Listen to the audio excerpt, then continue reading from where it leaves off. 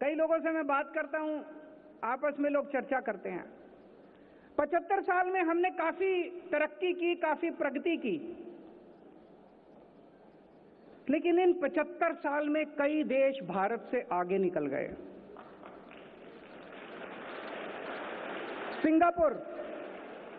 Singapore हमारे से 15 साल बाद आजाद हुआ, हमसे 15 साल बाद आजाद हुआ, आज हमसे आगे निकल गया। जापान, द्वितीय विश्व युद्ध के अंदर, सेकेंड वर्ल्ड वॉर में जापान पूरी तरह से ध्वस्त हो गया था, बर्बाद हो गया था जापान। हिरोशिमा नागासाकी के ऊपर न्यूक्लियर बॉम्ब डाला गया था, तहस नहस हो गया था, आज हमसे आगे निकल गया। इसमें ताली बजाने की बात नहीं।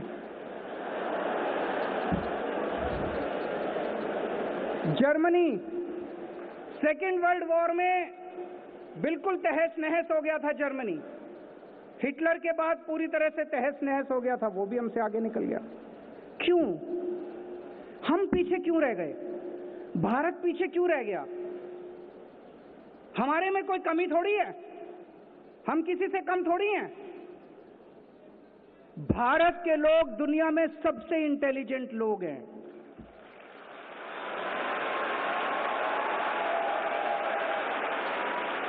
भारत के लोग दुनिया में सबसे मेहनती लोग हैं।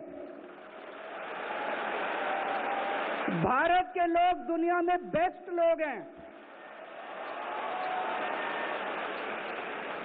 फिर हम पीछे क्यों रह गए?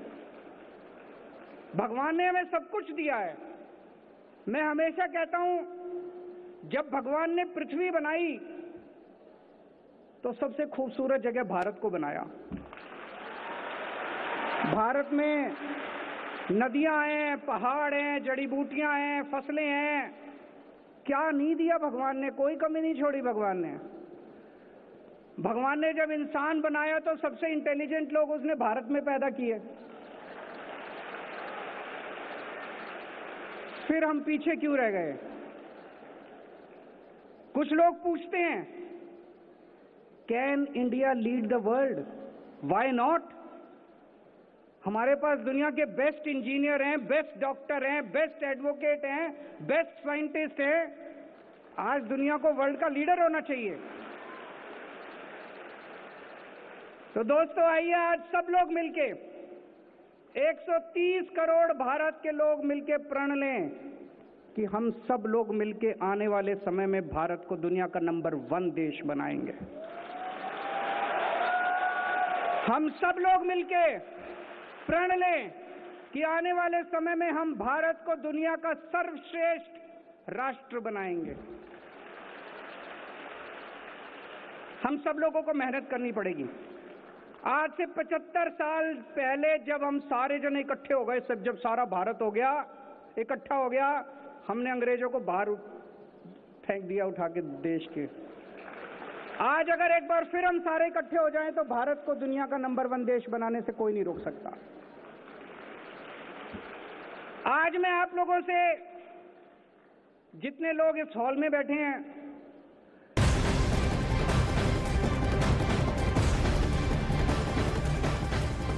तो बड़ी खबर आ रही है, चीन ने अब ताइवान के खिलाफ भारत से समर्थन मांगा है। चीन के राजदूत ने भारत से चीन की 1 चाइना पॉलिसी पर समर्थन मांगा, लेकिन फिलहाल भारत ने इस पर कोई प्रतिक्रिया नहीं दी है। तो 1 चाइना पॉलिसी पर समर्थन मांगा गया है। यहाँ पर आपको बड़ी खबर हम इस वक्त की बता रहे हैं, ताइवान पर चीन ने भारत का साथ मांगा है।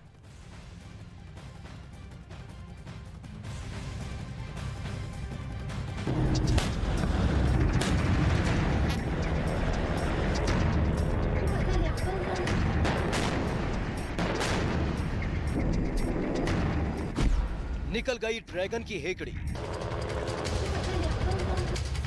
चीन दुनिया को अपनी शक्ति दिखा रहा है, महाड्रिल के जरिए डरा रहा है, लेकिन अंदर ही अंदर ड्रैगन को डर भी सता रहा है।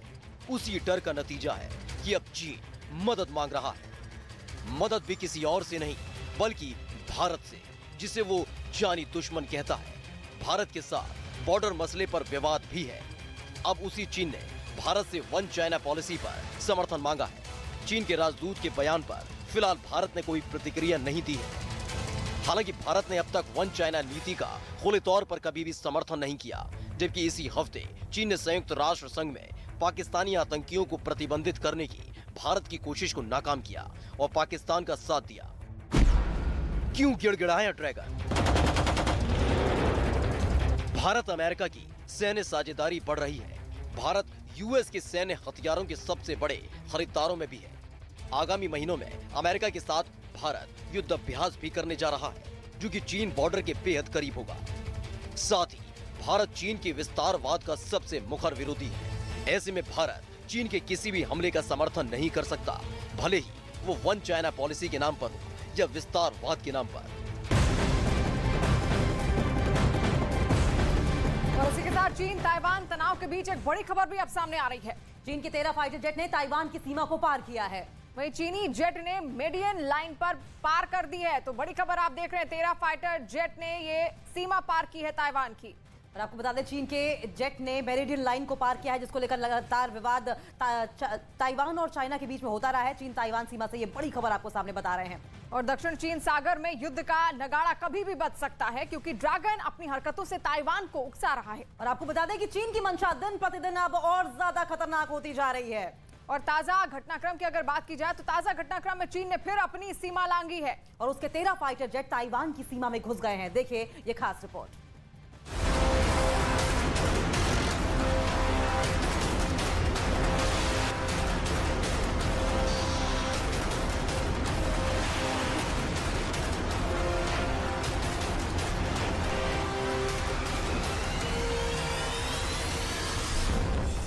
ड्रैगन का डर वाला खेल। ड्रिल के बहाने ड्रैगन ने ताइवान पर जबरदस्त प्रेशर बनाया। ताइवान के चारों अपने युद्धपोत को तैनात किया। मिसाइलों से ड्रिल की, ताइवान के क्षेत्र में मिसाइलें भी गिरी और लड़ाकू विमान भी उड़ाए और अब बड़ी सेना उतारकर धमकाने की पुरजोर कोशिश की। फिर खबर आई कि चीन ने अपना ड्रिल पूरा कर लिया है। बावजूद इसके चीन ने अपने सैन्य साजो सामान को बैरक में नहीं पहुंचाया। अब भी चीन की हरकतें जस की तस जारी है। अब चीन के 13 फाइटर जेट ताइवान के जल डमरू मध्य में आ घुसे। जब तक ताइवान का रडार काम करता, डिफेंस सिस्टम शुरू होता, वो फाइटर जेट अपने क्षेत्र में लौट गए। और ऐसा एक बार नहीं, कई बार हुआ है। इस तरह की घटनाएं पिछले कुछ दिनों से ज्यादा बढ़ी हैं। ताइवान सीमा पर डटा ड्रैगन। बड़ा सवाल है, ड्रैगन की सेना ताइवान की सीमा से क्यों नहीं लौट रही है, जबकि उनका युद्ध अभ्यास कथित रूप से खत्म हो चुका है। ताइवान के रक्षा मंत्रालय ने दावा किया कि उसकी सीमा के पास चीन के 14 युद्धपोत और 66 फाइटर जेट की पहचान की गई है। चीन की हरकत का जवाब देने के लिए ताइवान भी पूरी तैयारी में जुट गया है। चीन के सैन्य हमलों का जवाब देने के लिए ताइवान ने अपने मिसाइल डिफेंस सिस्टम को एक्टिवेट कर दिया है। एक तरफ चीन लगातार तनाव को बढ़ाने की कोशिश कर रहा है, तो ताइवान को भड़काने की भी कोशिश कर रहा है। तो वहीं आपको बता दें कि दूसरी तरफ अमेरिका ने चीन को साफ लफ्जों में चेतावनी भी दे दी है। यूएस की चीन को चेतावनी। अमेरिका ने फिर से चीन को चेताया है। चीन की सैन्य गतिविधियों को उकसाने वाला बताया है। कहा है कि इससे शांति और स्थिरता कमजोर होगी। अमेरिका के राष्ट्रपति जो बाइडेन के कार्यालय की तरफ से कहा गया कि अमेरिका ताइवान के समर्थन में खड़ा रहेगा, उसकी रक्षा के लिए शांतिपूर्ण तरीके से मजबूत कदम उठाएगा। अमेरिका ने यह भी कहा कि चीन की हरकतें उसके उद्देश्य को दर्शा रही हैं। वो ताइवान को डराने की कोशिश कर रहा है। चीन का कदम ताइवान को कड़े कदम उठाने के लिए मजबूर करने वाला है। ड्रिल से डरेगा ताइवान। ताइवान की सीमा पर तनाव कम होने का नाम नहीं ले रहा है। बावजूद इसके कि अमेरिका भी मजबूती के साथ ताइवान के साथ खड़ा है, लेकिन चीन अपनी हरकतों से बाज नहीं आ रहा है। ड्रैगन इस पूरे क्षेत्र पर अपना दावा करता है, इसलिए वो अपनी पकड़ मजबूत बनाने के लिए पूरी ताकत झोंक रहा है और चेतावनी देते हुए कहा भी कि ताइवान का साथ देने वाले तबाह हो जाएंगे।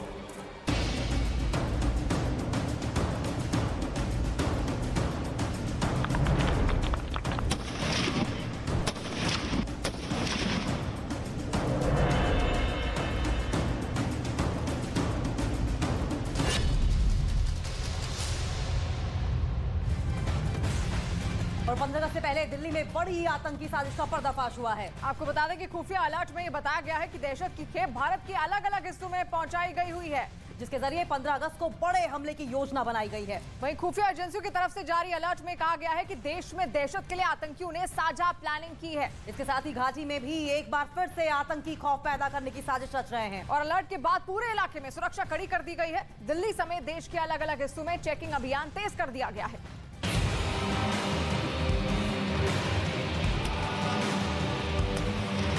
उक्त अनुच्छेद 370 के सभी खंड लागू नहीं होंगे।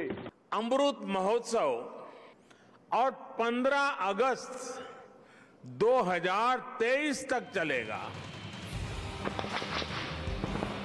15 अगस्त पर अलर्ट जारी, सीमा पार से दहशत की तैयारी, पाकिस्तान में पल रहे नापाक मंसूबे। देश आजादी की 75वीं सालगिरह मना रहा है, जिसे लेकर कश्मीर से कन्याकुमारी तक आजादी का अमृत महोत्सव मनाया जा रहा है। हर घर तिरंगा अभियान चलाया जा रहा है। बस इसी जश्न को देखकर चिड़े पाकिस्तान में बैठे कुछ आतंकी संगठन हिंदुस्तान में दहशत का माहौल बनाने के मंसूबे पाले हुए हैं, जिसकी भनक खुफिया एजेंसियों को लग चुकी है। इस बीच खुफिया एजेंसियों ने अलर्ट जारी कर आतंकी साजिश का पर्दाफाश किया। 15 अगस्त से ठीक पहले खुफिया विभाग ने एक बड़ा आतंकी अलर्ट जारी किया है। इस अलर्ट के मुताबिक आतंकी देश के राजधानी दिल्ली, उत्तर प्रदेश, मुंबई और गुजरात में बड़ी आतंकी वारदात को अंजाम देने की फिराक में है और इसके लिए दहशत की खेप अलग अलग शहरों में भेज दी गई है। आतंक का ताना बाना सीमा पार से पाकिस्तान में रचा गया है। 15 अगस्त को लाल किले पर होने वाले कार्यक्रम को लेकर खुफिया एजेंसियों ने बताया कि पाकिस्तान से ड्रोन के जरिए आईईडी को भारत के अलग अलग हिस्सों में पहुंचाया गया। ड्रोन से पिस्तौल, हैंड ग्रेनेड और AK-47 जैसे हथियार भारत लाए गए। 15 अगस्त के दिन लोन वुल्फ अटैक योजना भी तैयार की गई। लाल किले पर हमले के लिए पतंग जैसी चीज से हमले की योजना बनाई गई। पाकिस्तान के कई आतंकी संगठन को हमले की जिम्मेदारी दी गई। सुरक्षा बल को यह हमले का इनपुट पिछले दिनों पंजाब और अलग अलग राज्यों से गिरफ्तार किए गए संदिग्ध आतंकियों से पूछताछ में मिला है।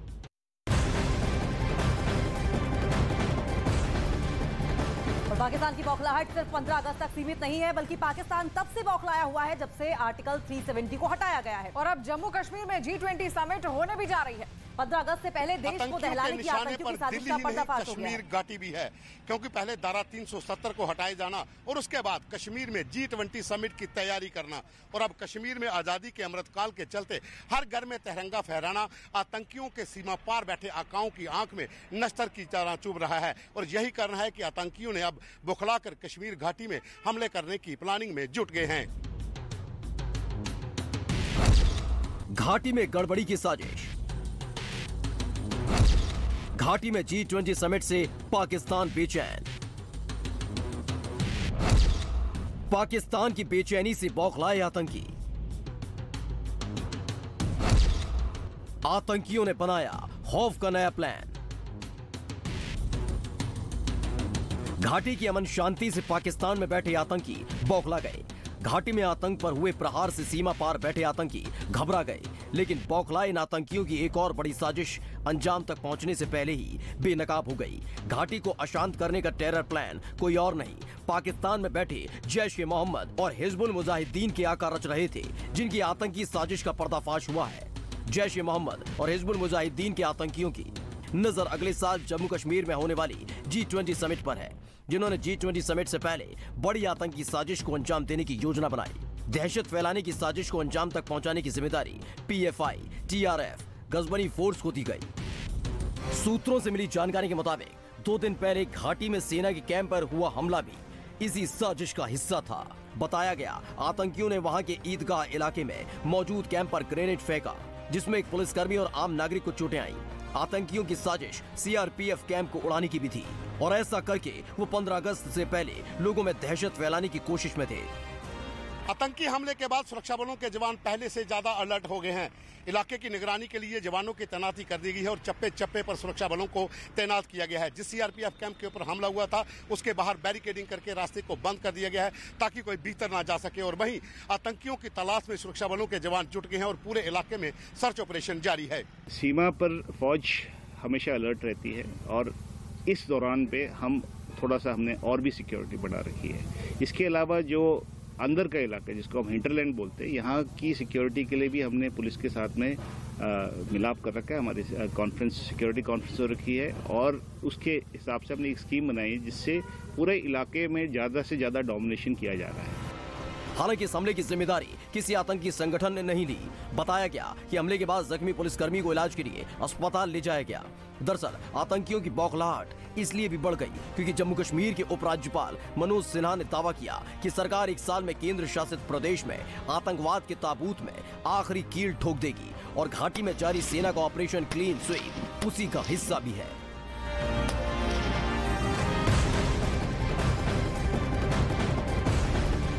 उत्तर प्रदेश के कानपुर से इस वक्त की बड़ी खबर सामने आ रही है, जहां से यूपी एटीएस ने एक संदिग्ध आतंकी को गिरफ्तार किया है। आतंकी नदीम की निशानदेही पर संदिग्ध आतंकी हबीबुल इस्लाम की गिरफ्तारी हुई है। और 15 अगस्त से पहले देश को दहलाने की आतंकियों की साजिश का पर्दाफाश हो गया है और पूरा का पूरा प्लान डिकोड भी कर दिया गया है, जिसके बाद अलग अलग जगह से आतंकियों की गिरफ्तारी हुई। 15 अगस्त के मद्देनजर पूरे देश में अलर्ट जारी है। ऐसे में हर जगह संदिग्धों पर नजर रखी जा रही है, तो वहीं कई जगह छापेमारी भी जारी है, जिसकी वजह से दहशतगर्दों पर शिकंजा कस गया है। यूपी के कानपुर में यूपी एटीएस ने एक और संदिग्ध आतंकी को धर दबोचा है। जिस यूपी एटीएस ने गिरफ्तार किया है उसका नाम हबीबुल इस्लाम उर्फ सैफुल्लाह है, जिसका कनेक्शन आतंकी संगठन जैश ए मोहम्मद से है। सैफुल्लाह की गिरफ्तारी सहारनपुर से गिरफ्तार हुए आतंकी नदीम की निशानदेही पर हुई है। पूछताछ में पता चला कि हबीबुल उर्फ सैफुल्लाह वर्चुअल आईडी बनाने में एक्सपर्ट है और अब तक कई पाकिस्तानी और अफगानी आतंकियों के लिए वर्चुअल आईडी तैयार कर चुका है। संदिग्ध आतंकी हबीबुल इस्लाम उर्फ सैफुल्लाह गिरफ्तार। आतंकी संगठन जैश ए मोहम्मद से कनेक्शन। आतंकी नदीम के निशानदेही पर गिरफ्तारी। सहारनपुर से गिरफ्तार हुआ था नदीम। वर्चुअल आईडी बनाने में एक्सपर्ट हबीबुल इस्लाम। कई आतंकियों की बना चुका है वर्चुअल आईडी। इसके साथ ही पंजाब पुलिस ने भी आतंकी मॉड्यूल का भंडाफोड़ करते हुए 4 आतंकियों को गिरफ्तार किया है, जिनके पास से काफी तादाद में हथियार बरामद किए गए। आतंकियों के कनाडा और ऑस्ट्रेलिया से भी कनेक्शन है। 3 हैंड ग्रेनेड और 1 आईईडी, 2 पिस्तौल भी इनसे बरामद किए गए। फिलहाल जांच एजेंसियां पूरी तरह से अलर्ट मोड पर है और दहशतगर्दों पर शिकंजा कसता चला जा रहा है।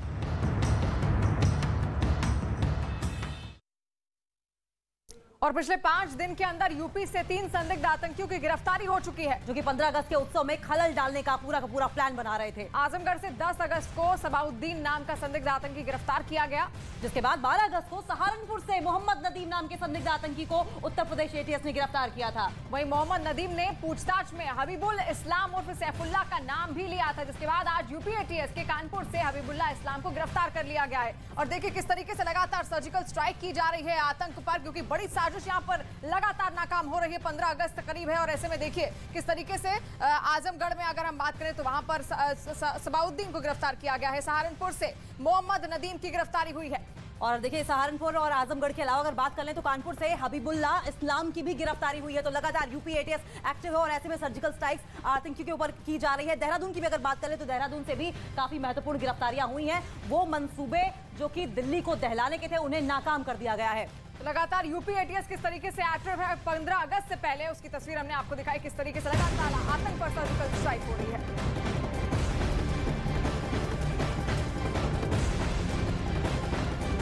तो इस साल पूरा देश आजादी के 75वें साल का जश्न मना रहा है और हर तरफ तिरंगे की थीम का सजावट भी की जा रही है। हर घर पर तिरंगा फहराया जा रहा है। शहर के अलग अलग हिस्सों में तिरंगा रैली भी निकाली जा रही है। तो आजादी के 75 साल हो गए हैं और ऐसे में तिरंगे की थीम लगातार रखी जा रही है। घर घर तिरंगा अभियान चलाया जा रहा है और ये खूबसूरत तस्वीरें देश भर से सामने आ रही हैं। आजादी के 75वें साल के जश्न को लेकर तमाम तरह की तैयारियां भी की गई हैं। तिरंगे की थीम पर राजघाट को सजाया गया है। बांध देखने के लिए उमड़ पड़ी है भीड़। तस्वीरें आपकी टीवी स्क्रीन पर। और इसी के साथ आजादी के 75वें साल पर देश भर में धूमधाम से जश्न मनाया जा रहा है। लोग बढ़ चढ़कर हर घर तिरंगा अभियान में हिस्सा ले रहे हैं और जगह जगह पर तिरंगा रैली भी निकाली जा रही है। तो हर घर तिरंगा अभियान मनाया जा रहा है। हर घर के ऊपर आपको लगभग तिरंगा बंधा हुआ दिखाई देगा। लोग जश्न मना रहे हैं आजादी के 75वें साल का।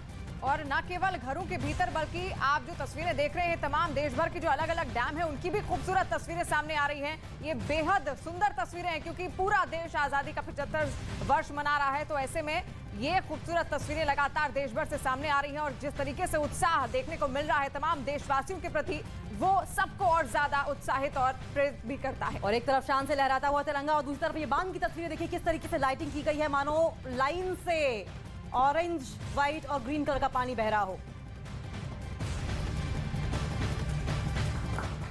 आजादी के 75 साल, देश का अमृतकाल। जी हां, अमृतकाल। नमस्कार, मैं हूं आपके साथ अमन चोपड़ा। खास पेशकश में बहुत बहुत स्वागत आप सभी का। जब देश आजादी के 75 साल मना रहा है, जब भारत की